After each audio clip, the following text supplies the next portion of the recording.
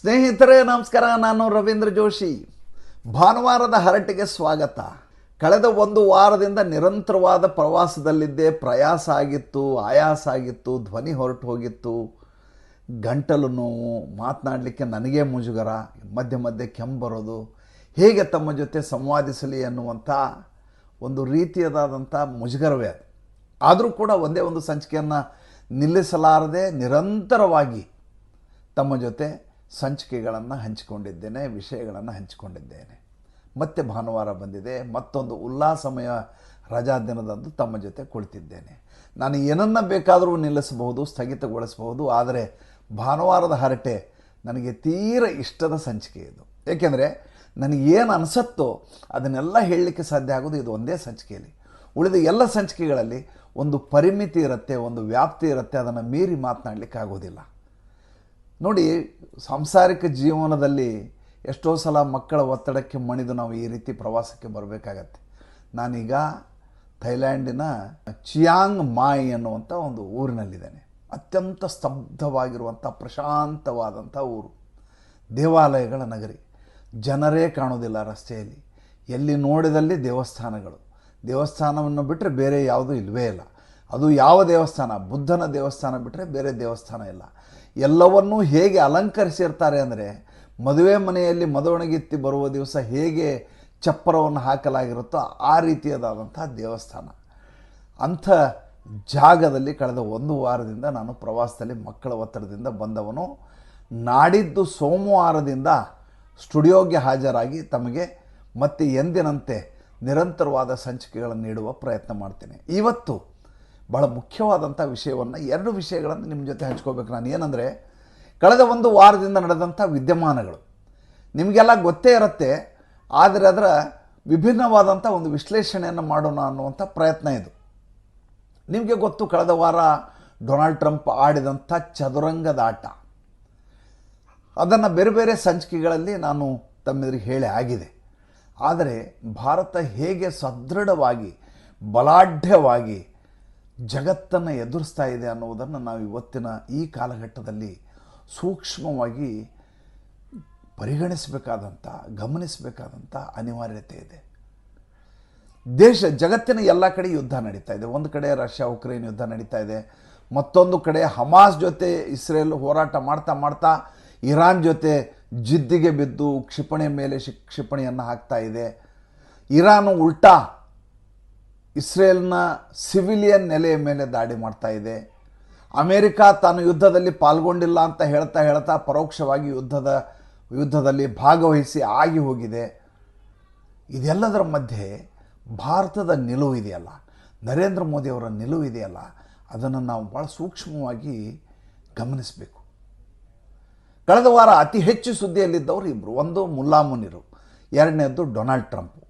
ಅವರನ್ನು ಬಿಟ್ಟರೆ ಅತ್ಯಂತ ಜಗತ್ತಿನಲ್ಲಿ ಮೆಚ್ಚುಗೆಗೆ ಪಾತ್ರರಾದಂಥ ಮತ್ತು ಒಬ್ಬ ನಾಯಕನಾದವನು ಹೇಗೆ ಇರಬೇಕು ಎನ್ನುವುದಕ್ಕೆ ಮಾದರಿಯಾಗಿ ನಿಂತವರು ಒಬ್ಬ ವ್ಯಕ್ತಿ ಅಂದರೆ ನರೇಂದ್ರ ಮೋದಿ.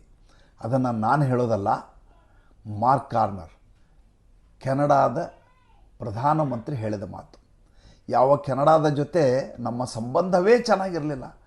ಜಸ್ಟಿನ್ ಟ್ರೂಡೋ ಯಾವ ಮಟ್ಟಿಗೆ ಭಾರತ ಮತ್ತು ಕೆನಡಾದ ಸಂಬಂಧವನ್ನು ಹದಗೆಡಿಸಿಬಿಟ್ಟಿದ್ರು ಅಂದರೆ, ಸ್ವತಃ ಸಂಸತ್ತಿನಲ್ಲಿ ಒಬ್ಬ ಖಲಿಸ್ತಾನಿ ಭಯೋತ್ಪಾದಕನ ಸಾವಿನ ವಿಚಾರವನ್ನು ಇಟ್ಕೊಂಡು ಭಾರತ ಈ ರೀತಿಯಾಗಿ ಕೆನಡಾದ ಮೇಲೆ, ಪ್ರಜೆಗಳ ಮೇಲೆ ದಾಳಿ ಮಾಡ್ತದೆ ಅನ್ನುವ ರೀತಿಯಲ್ಲಿ ಬಿಂಬಿಸುವ ಪ್ರಯತ್ನ ಮಾಡಿದರು.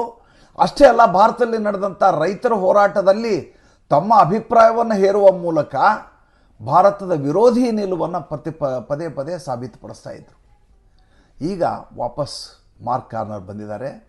ಬಂದವರು ನರೇಂದ್ರ ಮೋದಿ ಅವ್ರನ್ನ ಯಾವ ರೀತಿ ಕೊಂಡಾಡಿದರು ಅಂದರೆ, ಒಬ್ಬ ಪ್ರಧಾನಮಂತ್ರಿಯನ್ನು ಇನ್ನೊಬ್ಬ ಪ್ರಧಾನಿ, ಅದು ಅಭಿವೃದ್ಧಿ ಹೊಂದಿದ ದೇಶದ ಪ್ರಧಾನಮಂತ್ರಿ ಭಾರತದಂಥ ದೇಶದ ಪ್ರಧಾನಿಯನ್ನು ಇಷ್ಟೊಂದು ಹೊಗಳಬೇಕಾ? ನರೇಂದ್ರ ಮೋದಿಯವರು ಮುಜುಗರ ಪಡುವಷ್ಟು ಆತ ಹೊಗಳಿದರು. ಅದರ ಜೊತೆ ನಿಮಗೆ ಗೊತ್ತಿರುವ ಹಾಗೆ ಇಟಲಿಯ ಪ್ರಧಾನಿ ಹೇಳ್ತಾರೆ, ಒಬ್ಬ ಪ್ರಧಾನಿ ಆದರೆ ಹೇಗಿರಬೇಕು ಅನ್ನೋದಕ್ಕೆ ನೀವು ಮಾದರಿ, ನಿಮ್ಮ ಹಾಗೆ ಇರಲಿಕ್ಕೆ ನಾವೆಲ್ಲ ಪ್ರಯತ್ನ ಮಾಡ್ತೀವಿ ಅಂದರು. ಎಂಥ ಮಾತ್ರಿ ಇದು! ಇಟಲಿಯ ಇನ್ನೊಬ್ಬ ಮಹಿಳೆ ನಮ್ಮ ದೇಶದಲ್ಲಿದ್ದಾರೆ. ಅವರ ಸ್ಥಿತಿ ಹೇಗಿದೆ ಅಂತ ನಿಮಗೆ ತುಂಬ ಚೆನ್ನಾಗಿ ಗೊತ್ತಿದೆ, ಅದ್ರ ಬಗ್ಗೆ ಹೇಳಬೇಕಾಗಿಲ್ಲ. ಆದರೆ ಇಟಲಿಯ ಪ್ರಧಾನಿ ನರೇಂದ್ರ ಮೋದಿ ಅವರು ಕುರಿತು ಹೇಳ್ತಾರೆ, ನನ್ನ ಆಸೆ ಏನಂದರೆ ನಾನು ಜೀವನದಲ್ಲಿ ನಿಮ್ಮ ಹಾಗೆ ಆಗಬೇಕು ಅಂತ ಇದೆ ಅಂತ. ಆ ಮಟ್ಟಿಗೆ ನರೇಂದ್ರ ಮೋದಿ ತಮ್ಮ ಅಸ್ಮಿತೆಯನ್ನು ಜಾಗತಿಕ ಮಟ್ಟದಲ್ಲಿ ಬಿಂಬಿಸಿರುವಂಥ ವ್ಯಕ್ತಿತ್ವ ಇವತ್ತು. ಆದರೆ ಡೊನಾಲ್ಡ್ ಟ್ರಂಪ್ ಆಡಿದ ಆಟವನ್ನು ನೆನಪಿಸ್ಕೊಳ್ಳಿ. ಡೊನಾಲ್ಡ್ ಟ್ರಂಪ್ ಇದ್ದಕ್ಕಿದ್ದ ಹಾಗೆ G7 ಸಮ್ಮಿಟಿಗೆ ಬರ್ತಾರೆ. ಕೆನಡಾಗೆ ಬಂದವರು ಅರ್ಜೆಂಟ್ ಕೆಲಸ ಇದೆ, ನಾನು ಹೊರಟೆ ಹೋಗಬೇಕು ಅಂತ ಅಲ್ಲಿಂದ ಓಡಿ ಹೋಗ್ಬಿಡ್ತಾರೆ, ಪರಾರಿ ಆಗ್ತಾರೆ. ಯಾಕೆಂದರೆ ಮಾರನೇ ದಿವಸ ನರೇಂದ್ರ ಮೋದಿ ಬರೋರು ಇರ್ತಾರೆ. ಸುಳ್ಳು ಹೇಳದ ವ್ಯಕ್ತಿ ಎದುರ ಬದರ ಮುಖಾಮುಖಿ ಆಗುವುದು ಹೇಗೆ ಅನ್ನುವಂಥ ಮುಜುಗರ ಇರುತ್ತೆ. ನನಗೆ ಡೊನಾಲ್ಡ್ ಟ್ರಂಪ್ ಯಾವತ್ತೂ ಪ್ರಧಾನಮಂತ್ರಿ ಅಂತ ಇತ್ತೀಚಿನ ದಿನಗಳಲ್ಲಿ ಅನ್ನಿಸ್ತಾನೇ ಇಲ್ಲ. ಈ ಬಾರಿಯ ಟರ್ಮ್ನಲ್ಲಿ ಹೋದ ಬಾರಿ ಅವ್ರ ಬಗ್ಗೆ ಅಪಾರವಾದಂಥ ಅಭಿಮಾನವನ್ನು ಇಟ್ಕೊಂಡವನು ನಾನು. ಆಮೇಲೆ ಈತನನ್ನು ಭಾಳ ಸಪ್ರೆಸ್ ಮಾಡಿದರು ಎಡಪಂಥೀಯರು ಅಂತ. ಆತನ ಬಗ್ಗೆ ಒಂದಿಷ್ಟು ಕಳಕಳಿ, ಒಂದಷ್ಟು ಅಂತಃಕರಣ, ಒಂದಷ್ಟು ಪ್ರೀತಿ, ಇದೆಲ್ಲದರ ಒಂದಷ್ಟು ಹಿಡಿಯಷ್ಟು ಇವೆಲ್ಲ ವಿಚಾರಗಳಿದ್ದು. ಆದರೆ ಈ ಬಾರಿ ಆತ ತೋರಿಸ್ತಾ ಇರುವಂಥ ಬಣ್ಣವನ್ನು ನೋಡಿದ ಮೇಲೆ ಈತೊಬ್ಬ ರಾಜಕಾರಣಿ ಅಲ್ಲ, ಈತೊಬ್ಬ ವಂಚಕರ ವ್ಯಾಪಾರಿ ಅನಿಸ್ಬಿಟ್ರು. ಅವರು ನರೇಂದ್ರ ಮೋದಿ ನಾಳೆ ಬೆಳಗ್ಗೆ ಬರ್ತಾರೆ ಅಂತ ಗೊತ್ತಾದ ಕೂಡ ಹಿಂದಿನ ದಿವಸ ಅಮೆರಿಕೆಗೆ ಹಾರಿ ಹೋಗ್ಬಿಡ್ತಾರೆ. ನೋಡಿ ಮಜಾ ನೋಡಿ, ಡೊನಾಲ್ಡ್ ಟ್ರಂಪ್ ಎಷ್ಟು ನಗೆಪಾಟಲ್ಲಿ ಈಡಾಗ್ತಾ ಇದ್ದಾರೆ ಅಂದರೆ, ಫ್ರಾನ್ಸ್ನ ಪ್ರಧಾನಿ ಮೆಕ್ರಾನ್ ಹೇಳ್ತಾರೆ, ತುಂಬ ಅರ್ಜೆಂಟ್ ಕೆಲಸ ಇದೆ ಡೊನಾಲ್ಡ್ ಟ್ರಂಪ್ಗೆ, ಅವ್ರು ಹೋದವರೇ ಇಸ್ರೇಲ್ ಮತ್ತು ಇರಾನ್ ಯುದ್ಧವನ್ನು ನಿಲ್ಲಿಸಿಬಿಡ್ತಾರೆ ಅಂತ ತಮಾಷೆ ಗೀಲಿ ಮಾಡ್ತಾರೆ. ಆ ಮಟ್ಟಿಗೆ ಆತ ತನ್ನ ವ್ಯಕ್ತಿತ್ವವನ್ನು ಕಳ್ಕೊಂಡ್ಬಿಟ್ಟಿದ್ದಾರೆ, ತನ್ನ ಅಸ್ಮಿತೆಯನ್ನು ಕಳ್ಕೊಂಡಿದ್ದಾರೆ, ತಮ್ಮ ಪ್ರಭಾವಳಿಯನ್ನು ಹಾಳು ಮಾಡಿಕೊಂಡಿದ್ದಾರೆ. ಮಾರನೇ ದಿವಸ ಪ್ರಧಾನಿ ಬರ್ತಾರೆ ನರೇಂದ್ರ ಮೋದಿ. ಬಂದ ಮೇಲೆ ಅವರನ್ನು ಸ್ವಾಗತಿಸಿದ ರೀತಿ, ಅಲ್ಲಿಯ ಕೆನಡಾದ ಪ್ರಧಾನಿ ಆಡಿದ ಮಾತುಗಳು, ನರೇಂದ್ರ ಮೋದಿ ನೀಡಿದಂಥ ಭಾಷಣ, ಐತಿಹಾಸಿಕ ಕ್ಷಣಗಳವೆಲ್ಲ. ಅವು ಇವತ್ತಿನ ಕಾಲಘಟ್ಟದಲ್ಲಿ ನಮಗೆ ಭಾಳ ಸ್ವಾಭಾವಿಕ ಅನಿಸ್ಬಿಡುತ್ತೆ. ಯಾಕಂದರೆ ನರೇಂದ್ರ ಮೋದಿ ಅವ್ರನ್ನ ಕಳೆದ 11 ವರ್ಷಗಳಿಂದ ನಾವು ಶಿಖರದ ಪರ್ವದ ತುತ್ತ ತುದಿಯಲ್ಲಿ ಅವ್ರನ್ನ ನೋಡಿ ಅಭ್ಯಾಸ ಇರುವಂಥ ನಮ್ಮವ್ರಿಗೆ ನರೇಂದ್ರ ಮೋದಿ ಏನೇ ಮಾಡಿದ್ರು ಈಗ ವಿಶೇಷ ಅನಿಸಲಾರದಂಥ ಹಂತಕ್ಕೆ ಬಂದು ನಿಂತುಬಿಟ್ಟಿದ್ದಾರೆ ಅವರು. ನಾವು ಇವತ್ತು ಅವ್ರ ವಿಷಯಕ್ಕೆ ಕೌತುಕವನ್ನು ಪಡುವುದಿಲ್ಲ, ಅಚ್ಚರಿ ಪಡುವುದಿಲ್ಲ. ಇದು ಊಹಾತೀತ ಅಂತ ನಮ್ಗೆ ಯಾವುದು ಅನಿಸೋದಿಲ್ಲ. ಯಾಕೆಂದರೆ ಆ ಮನುಷ್ಯ ಲಾರ್ಜರ್ ದ್ಯಾನ್ ಲೈಫ್ ಆಗಿರುವಂಥ ವ್ಯಕ್ತಿತ್ವ ಅನ್ನೋದು ನಮಗೆಲ್ಲ ಮನದಟ್ಟಾಗಿ ಹೋಗಿದೆ. ಆದರೆ ಯಾವ ತಾವು ಜಗತ್ತಿನ ಹಿರಿಯಣ್ಣರು ಅಂತ ಅಂದ್ಕೊಂಡಿದ್ರು, ಯಾರು ಜಗತ್ತನ್ನು ತೀರ್ಮಾನ ಮಾಡುವರು, ಜಗತ್ತಿನ ಎಲ್ಲ ನರೇಟಿವ್ಗಳನ್ನು ತೀರ್ಮಾನ ಮಾಡೋರು ನಾವು ಅಂತ ಅಂದ್ಕೊಂಡಿದ್ರು ಪಾಶ್ಚಿಮಾತ್ಯ ರಾಷ್ಟ್ರಗಳು, ಅವರೆಲ್ಲ ಇವತ್ತು ನರೇಂದ್ರ ಮೋದಿಯವರಿಗೆ ಎದುರಿಗೆ ತಲೆಬಾಗೋದು ನೋಡಿಬಿಟ್ರೆ ಭಾರತ ದೇಶ ಯಾವ ಮಟ್ಟಿಗೆ ಬೆಳೆದು ನಿಂತುಬಿಟ್ಟಿದೆ ಕೇವಲ 11 ವರ್ಷಗಳಲ್ಲಿ. ಅದರಿಂದ 10 ವರ್ಷಗಳನ್ನು ಜ್ಞಾಪಿಸ್ಕೊಳ್ಳಿ. 10 ವರ್ಷಗಳಲ್ಲಿ ಒಂದು ದೇಶವನ್ನು ಎಷ್ಟು ನಾಶ ಮಾಡಲಿಕ್ಕೆ ಸಾಧ್ಯವೋ ಅದಕ್ಕಿಂತ ಹೆಚ್ಚು ನಾಶ ಮಾಡಿ ಹಾಕಿಬಿಟ್ರು.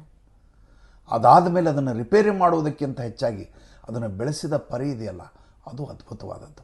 ಡೊನಾಲ್ಡ್ ಟ್ರಂಪ್ ಆಡಿದ ಆಟದ ಬಗ್ಗೆ ತಮ್ಗೆ ಗೊತ್ತಿದೆ. ಆಸಿಮ್ ಮುನೀರ್ನನ್ನು ಕರೆಸ್ಕೋತಾರೆ. ನೋಡ್ರಿ, ಭಾಳ ಸಿಂಪಲ್ಲಾಗಿ ಒಂದು ಮಾತು ಹೇಳ್ತೇನೆ ನಾನು. ಇಶಾಕ್ ದಾರ್ ಒಂದು ಮಾತು ಹೇಳ್ತಾರೆ. ಇಶಾಕ್ ದಾರ್ ಇವತ್ತು ಡೊನಾಲ್ಡ್ ಟ್ರಂಪ್ ಅವರ ಬಣ್ಣವನ್ನು ಬಯಲು ಮಾಡಿಬಿಟ್ಟಿದ್ದಾರೆ. ಇಶಾಕ್ ದಾರ್ ಅಂದರೆ ಅಲ್ಲಿಯ ರಕ್ಷಣಾ ಸಚಿವ ಮತ್ತು ಅಲ್ಲಿಯ ಪಾಕಿಸ್ತಾನದ ಉಪ ಪ್ರಧಾನಮಂತ್ರಿ. ಆತ ಹೇಳ್ತಾರೆ, ಡೊನಾಲ್ಡ್ ಟ್ರಂಪ್ 13 ಸಲ ಅಲ್ಲ 130 ಸಾಲ ಹೇಳಿ ಪಾಕಿಸ್ತಾನ ಮತ್ತು ಭಾರತ ಯುದ್ಧ ನಿಲ್ಲಿಸಿದ್ದು ನಾನೇ ಅಂತ. ಆದರೆ ನಿಲ್ಲಿಸಿದ್ದು ಅವರಲ್ಲ. ನಮಗೆ ಮಧ್ಯರಾತ್ರಿ 9ನೇ ತಾರೀಕು ಬೆಳಗಿನ ಜಾವ 2:00 ನಮ್ಮ ಪಾಕಿಸ್ತಾನದ ವಾಯುನೆಲೆಗಳ ಮೇಲೆ ಎಲ್ಲ ವಾಯುನೆಲೆ 11 ವಾಯುನೆಲೆಗಳ ಮೇಲೆ ನಿರಂತರವಾಗಿ ದಾಳಿ ಮಾಡಿದರು ಭಾರತದವರು. ಅದಾದ ಮೇಲೆ ನಮಗೆ ಸೌದಿ ಅರೇಬಿಯಾ ಫೋನ್ ಮಾಡಿ ಏನಾದರೂ ಮಾಡಿ ನಾವು ಯುದ್ಧವನ್ನು ನಿಲ್ಲಿಸುವುದಾ, ನಾವು ಭಾರತಕ್ಕೆ ರಿಕ್ವೆಸ್ಟ್ ಮಾಡ್ಕೊಳ್ಳೋದಾ ಅಂತ ಅಲ್ಲಿಯ ಕ್ರೌನ್ ಪ್ರಿನ್ಸ್ ನಮಗೆ ಫೋನ್ ಮಾಡಿ ಕೇಳಿದರು. ನಾನೇನಾದರೂ ಡಾಕ್ಟರ್ ಜೈಶಂಕರ್ ಜೊತೆ ಮಾತಾಡಲ ಅಂತ ಕೇಳಿದ್ರಂತೆ. ಯಾರು? ಸೌದಿ ಅರೇಬಿಯಾದ ಕ್ರೌನ್ ಪ್ರಿನ್ಸು. ಮೋದಿ ಜೊತೆ ಮಾತಾಡ್ತೀನಿ ಅನ್ನಲಿಲ್ಲ. ಮೋದಿ ಜೊತೆ ಮಾತಾಡ್ಲಿಕ್ಕೆ ತಾಕತ್ತೇ ಬೇರೆ ಬೇಕು, ಯಾವುದೇ ದೇಶದ ಪ್ರಧಾನಿ ಇರಲಿ.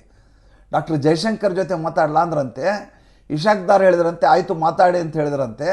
ಅದಾದಮೇಲೆ ನಮ್ಮ DG ಮಾತಾಡಿ ಎಲ್ಲ ಮಾಡಿ ನಾವು ಯುದ್ಧವನ್ನು ನಿಲ್ಲಿಸಿದ್ವಿ, ಡೊನಾಲ್ಡ್ ಟ್ರಂಪ್ ನಿಲ್ಲಿಸಿದ್ದಲ್ಲ ಅಂತ ಪಾಕಿಸ್ತಾನದ ರಕ್ಷಣಾ ಸಚಿವ ಉಪ ಪ್ರಧಾನಿ ನಿನ್ನೆ ಹೇಳಿಕೆಯನ್ನು ಕೊಟ್ಟಿದ್ದಾರೆ ರೀ. ನಿನ್ನೆ ಡೊನಾಲ್ಡ್ ಟ್ರಂಪ್ ಅಲ್ಲಿ ಆಸಿಮ್ ಮುನೀರ್ನ ಊಟಕ್ಕೆ ಕರೀತಾರೆ ರೀ. ಯಾರು ಆಸಿಮ್ ಮುನೀರು? ಏನು ಪಾಕಿಸ್ತಾನದ ಪ್ರಧಾನಮಂತ್ರಿನಾ? ಹಿಂದೆ ಮುಷರ್ರಫ್ ಹೋಗಿದ್ರು. ಯಾವಾಗ ಹೋಗಿದ್ರು? ಪಾಕಿಸ್ತಾನದ ಅಧ್ಯಕ್ಷನಾಗಿ ಹೋಗಿದ್ರಪ್ಪ. ಇಲ್ಲಿ ಈತ ಪಾಕಿಸ್ತಾನದ ಅಧ್ಯಕ್ಷನಲ್ಲ, ಪಾಕಿಸ್ತಾನದ ಪ್ರಧಾನಮಂತ್ರಿ ಅಲ್ಲ, ಒಬ್ಬ ಸೇನಾ ಜನರಲ್. ಅದು ಯಾವುದೇ ಯುದ್ಧವನ್ನು ಫೇಸ್ ಮಾಡದ ಮತ್ತು ಯಾವುದೇ ಯುದ್ಧವನ್ನು ಗೆಲ್ಲಲಾರದ, ಯುದ್ಧವನ್ನೇ ಆಡಲಾರದ, ಯುದ್ಧದಲ್ಲಿ ಸೋತ ಫೀಲ್ಡ್ ಮಾರ್ಷಲ್ ಭಾಜನಕ್ಕೊಳಗಾದಂಥ ವ್ಯಕ್ತಿಯನ್ನು ಊಟಕ್ಕೆ ಕರೀತಾರೆ ಲಂಚ್ಗೆ. ಉದ್ದೇಶ ನೋಡಿ, ನರೇಂದ್ರ ಮೋದಿ ತಾಕತ್ತನ್ನು ಅರ್ಥ ಮಾಡ್ಕೋಬೇಕು. ಯಾಕೆ ಅಂತ ಅದನ್ನು ಹೇಳ್ತೀನಿ. ನರೇಂದ್ರ ಮೋದಿಯವರು ನಿನ್ನೆ ಜಗನ್ನಾಥ್ ಪುರಿಗೆ ಹೋಗಿದ್ರು, ಪುರಿಯ ಜಗನ್ನಾಥ್ಗೆ.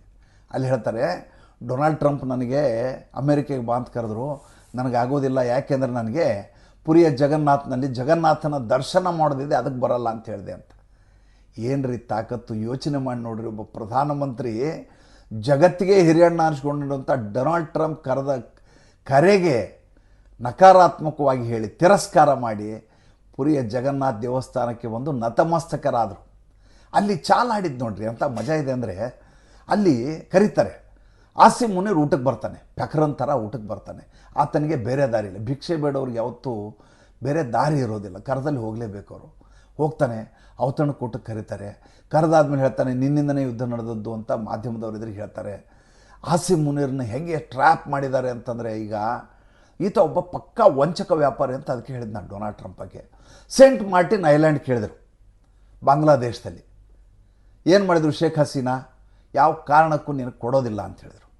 ಆದರೆ ಅದೇ ಪಾಕಿಸ್ತಾನ ಅಲ್ಲಿಯ ಸ್ಟೇಡಿಯಮ್ಮನ್ನು ಮಾರ್ಕೋತದೆ, ಅಲ್ಲಿ ಏರ್ಪೋರ್ಟನ್ನು ಮಾರ್ಕೋತದೆ, ಅಲ್ಲಿಯ ವಾಯುನೆಲೆಯನ್ನು ಮಾರ್ಕೋತದೆ. ಜೊತೆಗೆ ಈಗ ಪಾಕಿಸ್ತಾನದ ಏರ್ ಬೇಸನ್ನು ಕೊಡಲಿಕ್ಕೆ ಅಮೇರಿಕ ಜೊತೆ ಮಾತುಕತೆಯನ್ನು ಆಡಿಕೊಂಡು ಆಸಿಮ್ ಮುನೀರ್ ಬರ್ತಾರೆ. ಹೋಗಿದ್ದು ಊಟಕ್ಕಲ್ಲ, ದಂಧೆ ಮಾಡಲಿಕ್ಕೆ. ಪಾಕಿಸ್ತಾನದ ಮೂಲಕ ಅಫ್ಘಾನಿಸ್ತಾನ ದಾಟಿಕೊಂಡು ಇರಾನ್ ಮೇಲೆ ದಾಳಿಯನ್ನು ಮಾಡಲಿಕ್ಕೆ ಅಮೇರಿಕ ಒಂದು ಟೋಪಿಯನ್ನು ರೆಡಿ ಮಾಡಿ, ಮಕ್ಮಲ್ ಟೋಪಿಯನ್ನು ತಗೊಂಡು ಆಸಿಮ್ ಮುನೀರ್ ತಲೆ ಮೇಲೆ ಹಾಕತ್ತೆ. ಆಸಿಮ್ ಮುನೀರ್ ಕೇವಲ ಪಾಕಿಸ್ತಾನದ ಸೇನಾ ನೆಲೆ, ವಾಯುನೆಲೆ ಕೊಡೋದಲ್ಲ, ಆತ ಎಲ್ಲವನ್ನೂ ಮಾರ್ಕೊಳ್ಳಿಕ್ಕೆ ಸನ್ನದ್ಧನಾಗಿರುವಂಥ ಒಬ್ಬ ವಂಚಕ, ಸಮವಸ್ತ್ರ ಧರಿಸಿದ ಉಗ್ರಗಾಮಿ ಅವನು. ಇಲ್ಲದೆ ಹೋದರೆ ಪಹಲ್ಗಾಮ್ನಲ್ಲಿ ಅಂಥ ದುರಂತ ಆಗ್ತಿರಲಿಲ್ಲ. ನಮ್ಮ 23 ಜನ ಸೋದರಿಯರು ಆ ರೀತಿ ವಿಧವಾ ಪಟ್ಟವನ್ನು ಪಡೆಯಬೇಕಾದ ಅಗತ್ಯ ಇರಲಿಲ್ಲ. ಆದರೆ ಯಾವ ಡೊನಾಲ್ಡ್ ಟ್ರಂಪ್ ಇಂಥದ್ದೊಂದು ನಾಟಕವನ್ನು ಮಾಡಿದರು, ಅಂಥ ನಾಟಕವನ್ನು ಪಲ್ಟಿ ಹೊಡೆಸಿದ್ದು ನರೇಂದ್ರ ಮೋದಿ. ಯಾವತ್ತೂ ನಾವು ಮರಲಿಕ್ಕೆ ಸಾಧ್ಯ ಇಲ್ಲ. ಒಂದು ಸಣ್ಣ ಕಥೆ ಇದೆ. ಏನಂತಂದರೆ, ಒಬ್ಬ ಯಾವಾಗಲೂ ಬಲೆ ಬೀಸ್ತಾ ಇರ್ತಿದ್ದಂತೆ.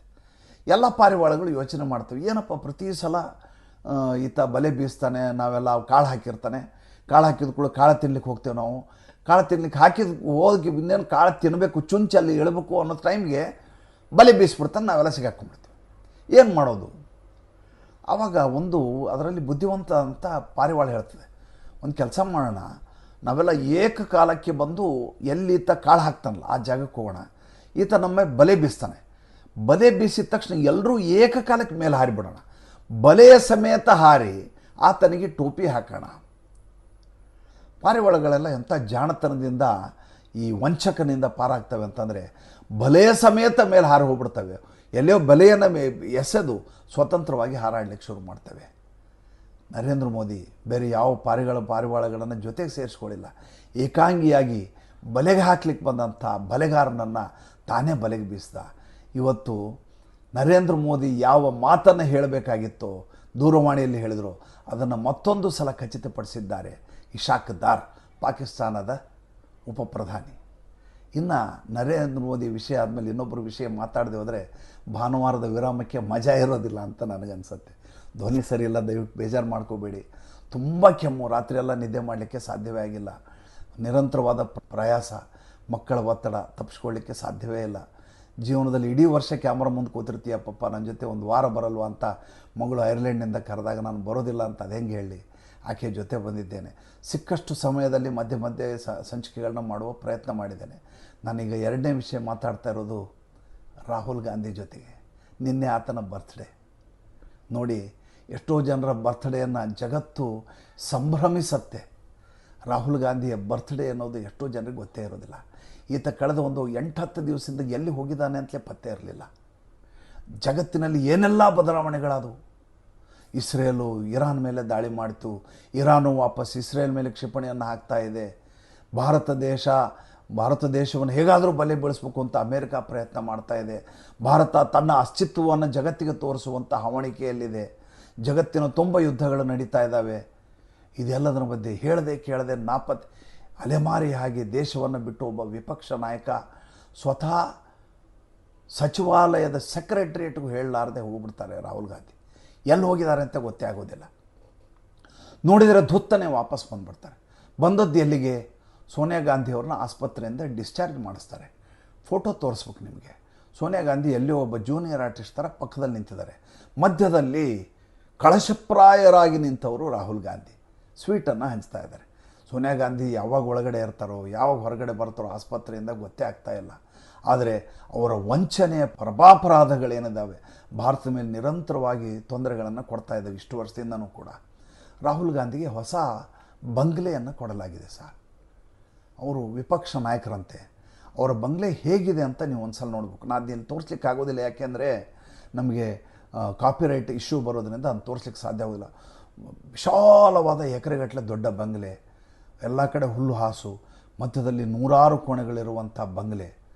ಆ ಬಂಗ್ಲೆ ನೋಡಿಬಿಟ್ರೆ ಬಹುಶಃ ಪ್ರಧಾನಿ ಹತ್ರ ಇಂಥ ಬಂಗ್ಲೆ ಇದೆಯೋ ಇಲ್ಲವೋ ಅಂತ ನನಗೆ ಅನುಮಾನ ಬರುತ್ತೆ. ಈತ ಒಂದು ಕಾಲಕ್ಕೆ ಯಾವಾಗ ಮೋದಿ ಹೆಸರಿನವರೆಲ್ಲ ಕಳ್ಳರು ಅಂತ ಹೇಳಿ ಕೋಲಾರದಲ್ಲಿ ಚುನಾವಣೆಯ ಸಂದರ್ಭದಲ್ಲಿ ಹೇಳಿದಾಗ ಈತನ ಮೇಲೆ ಪ್ರಕರಣ ಆಗಿ ಈತನಿಗೆ ಶಿಕ್ಷೆಯಾಗಿತ್ತು, ಮಾನಹಾನಿ ಮೊಕದ್ದಮೆಯಲ್ಲಿ. ಆ ಸಂದರ್ಭದಲ್ಲಿ ಈತನ ಬಂಗ್ಲೆಯನ್ನು ವಾಪಸ್ ತೊಗೊಂಡಿತ್ತು ಸರ್ಕಾರ. ಈತ ಮನೆಯ ಬೀಗದ ಕೀಯನ್ನು ಕೊಡುವುದನ್ನು ಫೋಟೋಶೂಟ್ ಮಾಡಿಸಿದರು. ನಾನು ಸರ್ಕಾರಿ ಬಂಗ್ಲೆಯನ್ನು ತೆರವುಗೊಳಿಸ್ತಾ ಇದ್ದೀನಿ, ಖಾಸಗಿ ನಿವಾಸಕ್ಕೆ ಹೋಗ್ತಾ ಇದ್ದೀನಿ, ನನ್ನ ಯಾವುದೋ ಸ್ನೇಹಿತರ ಬಂಗ್ಲೆಗೆ ಹೋಗ್ತಾ ಇದ್ದೀನಿ ಅಂತ ಕತೆ ಹೇಳ್ತಾಯಿದ್ರು.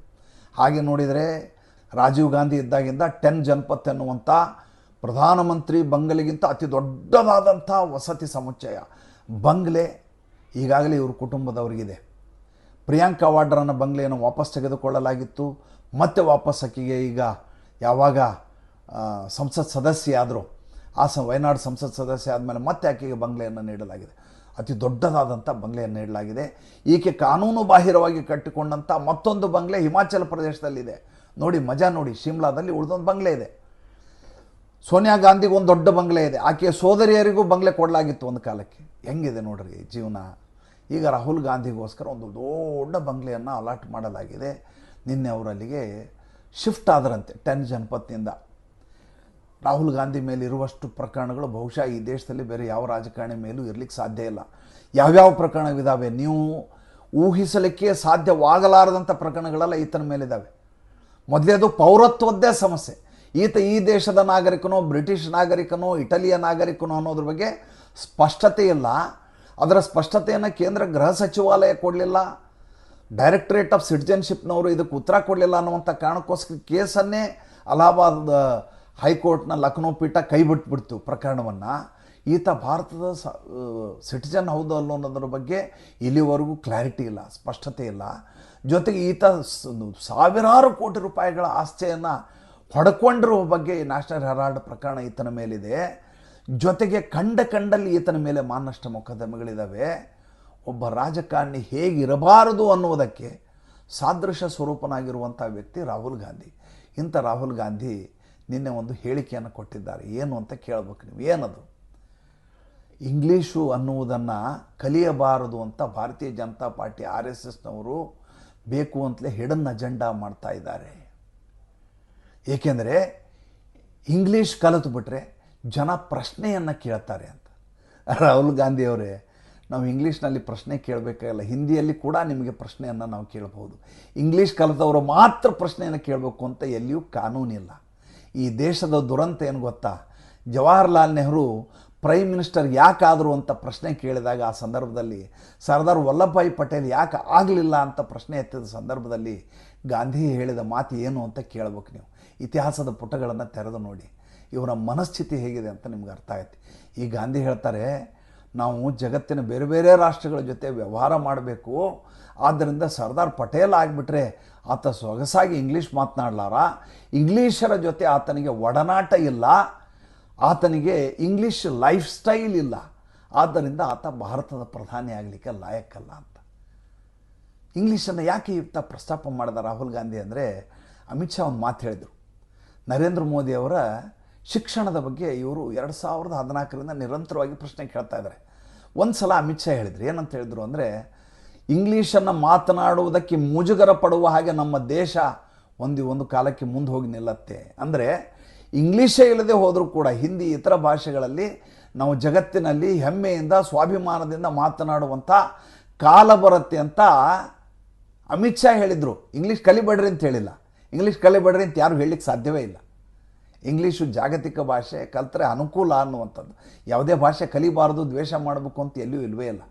ಅದಕ್ಕೆ ಕೌಂಟ್ರ್ ಕೊಟ್ಟಂಥ ವ್ಯಕ್ತಿ ಈತ ಎಂಥ ಡೇಂಜರ್, ಅಪಾಯಕಾರಿ ಅಂದರೆ, ಈತ ಕೇರಳಕ್ಕೆ ಹೋದ್ರೆ ಹೇಳ್ತಾನೆ, ನೀವು ನಾಳೆ ದೋಸೆ ತಿನ್ನಲಿಕ್ಕೆ, ಇಡ್ಲಿ ತಿನ್ನಲಿಕ್ಕೆ RSS BJP ಅವ್ರನ್ನ ಕೇಳಬೇಕು, ಇಡ್ಲಿ ಮತ್ತು ದೋಸೆ ತಿನ್ನಬಾರ್ದು ಅಂತ ಇವರು ನಾಳೆ ಕಾನೂನು ಮಾಡ್ತಾರೆ. ಈಗ ಹೇಗೆ ಇಂಗ್ಲೀಷ್ ಬಗ್ಗೆ ಮಾತಾಡ್ತಾ ಇದ್ದಾರೋ ಅದೇ ರೀತಿ ದೋಸೆ ಇಡ್ಲಿ ಬಗ್ಗೆ ಈ ಮನುಷ್ಯ ಮಾತಾಡಿದರು. ಈಗ ಇಂಗ್ಲೀಷ್ ಬಗ್ಗೆ ಈ ಮಾತನ್ನು ಹೇಳ್ತಾ ಆಗಲಿ, ಈತನಿಗಾದರೂ ಇಂಗ್ಲೀಷ್ ಚೆನ್ನಾಗಿ ಬರುತ್ತಾ? ರಾಹುಲ್ ಗಾಂಧಿಯ ಇಂಗ್ಲೀಷು ಎಷ್ಟು ಕೆಟ್ಟದಾಗಿದೆ ಅಂದರೆ ಆತನ ಹಿಂದಿಯೇ 1000 ಪಾಲು ವಾಸಿ. ಅಷ್ಟು ಚೆನ್ನಾಗಿ, ಅಷ್ಟು ಕೆಟ್ಟದಾಗಿ ಆತನ ಇಂಗ್ಲೀಷ್ ಇದೆ. ಬಹುಶಃ ಆತನ ಇಟಲಿ ಭಾಷೆ ಚೆನ್ನಾಗಿರ್ಬೋದು ಅಂತ ನನಗನ್ಸುತ್ತೆ. ಒಬ್ಬ ವ್ಯಕ್ತಿ ಇಂಗ್ಲೀಷ್ ಮಾತನಾಡಿದ ತಕ್ಷಣ ಆತ ತುಂಬ ಜ್ಞಾನವಂತ ಅಂತ ತಿಳ್ಕೊಳ್ಳುವಂಥ ಭ್ರಮಾದ ಏನು ಜಗತ್ತಿದೆಯಲ್ಲ, ಅದಕ್ಕೆ ಒಂದ್ಸಲ ಎಲ್ಲ ಕಡೆ ಓಡಾಡ್ಸ್ಕೊಂಬರ್ಬೇಕು. ನಾ ಈಗ ಚಿಯಾಂಗ್ ಮೈ ಅನ್ನುವಂಥ ಒಂದು ಊರಲ್ಲಿದ್ದೇನೆ. ಥೈಲ್ಯಾಂಡಿನ ಒಂದು ಪುಟ್ಟ ಊರು, ಪ್ರಶಾಂತವಾದ ಊರು. ನೀವು ಇಲ್ಲಿ ಎಲ್ಲಿ ಹೋದರೂ ಇಂಗ್ಲೀಷಲ್ಲಿ ಮಾತಾಡಿದರೆ ಅವ್ರಿಗೆ ಅರ್ಥ ಆಗೋದಿಲ್ಲ ರೀ. ಸಂಜ್ಞೆಯಲ್ಲೇ ಮಾತಾಡ್ಬೇಕು ನೀವು. ಅವ್ರ ಕೈಯಲ್ಲಿ ಮೊಬೈಲ್ ಇದೆ, ಅವರು ಕಂಪ್ಯೂಟರ್ ಬಳಸ್ತಾರೆ, ಅವರು ನಮ್ಮ ಹಾಗೆ ವ್ಯಾಪಾರ ಮಾಡ್ತಾರೆ, ಅವರು ಜಗತ್ತಿಗೆ ಟೆಕ್ಸ್ಟೈಲ್ ಇಂಡಸ್ಟ್ರಿನಲ್ಲಿ ಬಟ್ಟೆಗಳನ್ನ ಮಾರಾಟ ಮಾಡ್ತಾರೆ, ಅವರು ಹರ್ಬಲ್ ಪ್ರಾಡಕ್ಟ್ಸ್ ಇದ್ದಾವೆ, ಜಗತ್ತಿನ ಎಲ್ಲ ಭಾಗಗಳಿಗೆ ಅವ್ರು ಹೋಗ್ತಾರೆ. ಇಂಗ್ಲೀಷನ್ನೇ ಮಾತಾಡೋದಿಲ್ಲ. ನಾನು ಎಷ್ಟು ಪಡಿಪಾಟಲು ಪಡ್ತಾ ಇದ್ದೀನಿ ಅಂದರೆ ಒಂದೊಂದು ವಿಷಯಕ್ಕೂ. ಒಂದು ಗ್ಲಾಸ್ ನೀರು ಬೇಕು ಅಂತ ಕೇಳಿದರೆ ಅವರಿಗೆ ರಿಸೆಪ್ಷನ್ನಿಂದ, ನಾನು ಬೇರೆ ಕಡೆ ಹೇಳೋದಿಲ್ಲ, ನಾನಿರುವ ಹೋಟೆಲಿನಲ್ಲಿ ಒಂದು ಗ್ಲಾಸ್ ನೀರು ಬೇಕು, ಒಂದು ನೀರಿನ ಬಾಟ್ಲ್ ಕಳಿಸಿ ಅಂದರೆ ಕಳಿಸ್ಲಿಕ್ಕೆ ಅವ್ರಿಗೆ ಗೊತ್ತಾಗೋದಿಲ್ಲ. ಹಾಗಂತ ಅವ್ರ ಜೀವನದಲ್ಲಿ ಹಿಂದಿದ್ದಾರೆ ಅಂತ ನಾವು ಅನ್ಕೊಂಡ್ಬಿಟ್ರೆ ಏನು ಮಾಡೋಣ ಸ್ವಾಮಿ? ಜಪಾನ್ನವ್ರು ಏನಾದರೂ ಇಂಗ್ಲೀಷ್ ಮಾತಾಡ್ತಾರ ಸ್ವಾಮಿ? ಯಾವತ್ತಾದರೂ ಫ್ರಾನ್ಸ್ಗೆ ಹೋಗಿ ಪ್ರಯತ್ನ ಮಾಡಿಬಿಡಿ, ಇಂಗ್ಲೀಷಲ್ಲಿ ಮಾತಾಡಿ ಜೀವನ ಮಾಡಿ ತೋರಿಸ್ಬಿಡಿ ನನಗೆ. ಫ್ರೆಂಚನ್ನು ಬಿಟ್ಟರು ಬೇರೆ ಯಾವ ಭಾಷೆಯನ್ನು ಅವ್ರು ಮಾತಾಡೋದಿಲ್ಲ. ಇಟಲಿಗೆ ಹೋಗಿ ಇಂಗ್ಲೀಷ್ ಮಾತಾಡಿಬಿಡಿ ಹೋಗಲಿ. ಜರ್ಮನಿನಲ್ಲಿ ಯಾರಾದರೂ ಇಂಗ್ಲೀಷ್ ಮಾತಾಡ್ತಾರೇನ್ರಿ? ಈತ ಇಂಗ್ಲೀಷ್ ಅನ್ನೋದು ಭಾಳ ದೊಡ್ಡದಾದಂಥ ಭಾಷೆ ಅನ್ನುವ ರೀತಿಯಲ್ಲಿ ಬಿಂಬಿಸುವ ಪ್ರಯತ್ನ. ಇದು ಹೇಗಿದೆ ಅಂದರೆ, ತಮಿಳುನಾಡಿನಲ್ಲಿ MK ಸ್ಟಾಲಿನ್ ಮಾಡ್ತಾರಲ್ಲ, ತಮಿಳನ್ನು ದಮನೀಕರಿಸಲಿಕ್ಕೋಸ್ಕರ ಹಿಂದಿಯನ್ನು ನಮ್ಮ ಮೇಲೆ ಹೇರಲಾಗ್ತದೆ ಅಂತ. ಈತ ಹಿಂದಿಯನ್ನು ಬಿಡ್ತಾರೆ, ಇಂಗ್ಲೀಷ್ ಅಂತ ಹೋಗ್ತಾರೆ. ಅಂದರೆ ಒಂದೋ ನಮ್ಮನ್ನು ಭಾಷೆಯಲ್ಲಿ ಹೊಡಿಬೇಕು, ಇಲ್ಲ ಅಂತಂದರೆ ನಮ್ಮನ್ನು ದಕ್ಷಿಣ ಭಾರತೀಯರು ಉತ್ತರ ಭಾರತೀಯರು ಅಂತ ಹೊಡಿಬೇಕು, ಇಲ್ಲ ಅವರು ಗುಜರಾತಿಗಳು ನಾವು ಈ ಕಡೆ ಇರೋರು ಅಂತ ಹೊಡಿಬೇಕು, ಇಲ್ಲ ಆರ್ಯರು ದ್ರಾವಿಡರು ಅಂತ ಹೊಡಿಬೇಕು, ಇಲ್ಲ ಜಾತಿಯ ಲೆಕ್ಕದಲ್ಲಿ ಹೊಡಿಬೇಕು. ನಾವು ಒಂದಾಗುವುದನ್ನು ತಡೆಯಲಿಕ್ಕೆ ಮಾಡಬಹುದಾದಂಥ ಎಲ್ಲ ಪ್ರಯತ್ನಗಳನ್ನು ರಾಜಕಾರಣಿಗಳು ಮಾಡ್ತಾರೆ. ಆದರೆ ನರೇಂದ್ರ ಮೋದಿ ಥರದವರು ಇದೆಲ್ಲವನ್ನು ಮೀರಿ, ನನಗೆ ನಿನ್ನೆ ಅದೇ ಖುಷಿಯಾಗಿದೆ. ಏನಂದರೆ ಯೋಗ ದಿನಾಚರಣೆ ಸಂದರ್ಭ ಸ್ವಾಮಿ, ನಾನಿರೋದು ವಿದೇಶದಲ್ಲಿ, ಹೋದೆಲ್ಲೆಲ್ಲ ಯೋಗ ದಿನಾಚರಣೆ ಮಾಡ್ತಾ ಇದ್ದಾರೆ ರೀ. ಯಾರು ಮಾಡಿಸಿದ್ರಿ ಇದನ್ನ? ಯಾವ ಪುರುಷಾರ್ಥಕ್ಕೆ ಮಾಡಿಸಿದ್ರು? ಜಗತ್ತಿಗೆ ಒಳ್ಳೆಯದಾಗಲಿ ಅಂತ ಮಾಡಿಸಿದ್ದಲ್ವಾ? ವಸುಧೈವ ಕುಟುಂಬಕಂ ಅನ್ನುವಂಥ ಆಲೋಚನೆಗೋಸ್ಕರ ಮಾಡಿಸಿದ್ದಲ್ವಾ? ಜಗತ್ತು ಸ್ವಾಸ್ಥ್ಯದಿಂದಿರಲಿ ಅಂತ ಮಾಡಿಸಿದ್ದಕ್ಕಲ್ವಾ? ಅವತ್ತು ಏನಾದರೂ ನರೇಂದ್ರ ಮೋದಿ ಅವರು ಬೇರೆ ರಾಷ್ಟ್ರದವರು, ನಮಗೂ ಅವ್ರಿಗೂ ಏನು ಸಂಬಂಧ ಇದೆ ಅಂತ ಅನ್ಕೊಂಡ್ಬಿಟ್ಟಿದ್ರೆ ಯೋಗ ದಿನಾಚರಣೆ ಜಗತ್ತಿನಾದ್ಯಂತ ಸಾರ್ವತ್ರಿಕ ಆಗಲಿಕ್ಕೆ ಸಾಧ್ಯವೇ ಇರಲಿಲ್ಲ. ನನಗೆ ಭಾಳ ಮಜಾ ಅನಿಸಿದ್ದು ಒಂದು ವಿಚಿತ್ರವಾದ ಟ್ವೀಟ್ ರೀ. ಅಖಿಲೇಶ್ ಯಾದವ್ದು ಯೋಗ ದಿನಾಚರಣೆದು ಒಂದು ಪೋಸ್ಟು ನಿನ್ನೆ. ನಾನು ಈಗ ಯಾವುದೋ ಒಂದು ಥೈಲ್ಯಾಂಡ್ನ ಒಂದು ಹಳ್ಳಿಯಲ್ಲಿದ್ದೀನಿ ಅಂದ ತಕ್ಷಣ ಜಗತ್ತಿನ ಯಾವ ವಿಚಾರ ಗೊತ್ತಿಲ್ಲ ಅಂತ ದಯವಿಟ್ಟು ತಿಳ್ಕೊಬಿಡಿ. 24 ಗಂಟೆಯೂ ಕೂಡ ನನಗಿದೊಂದು ರೀತಿಯ ವ್ಯಸನ, ಸುದ್ದಿಗಳನ್ನು ಗ್ರಹಿಸುವ, ಸುದ್ದಿಗಳನ್ನು ಗಮನಿಸುವ ವ್ಯಸನ. ನನಗೆ ತಪ್ಪಿಸ್ಕೊಂಡಿರೋಕ್ಕೆ ಸಾಧ್ಯ ಇಲ್ಲ. ವಿಡಿಯೋ ಮಾಡಬೇಕು ಅನ್ನೋದು ನನ್ನ ವೃತ್ತಿ ಖಂಡಿತವಾಗಿಯೂ ಅಲ್ಲ, ನನ್ನ ಪ್ಯಾಷನ್ ಇದು.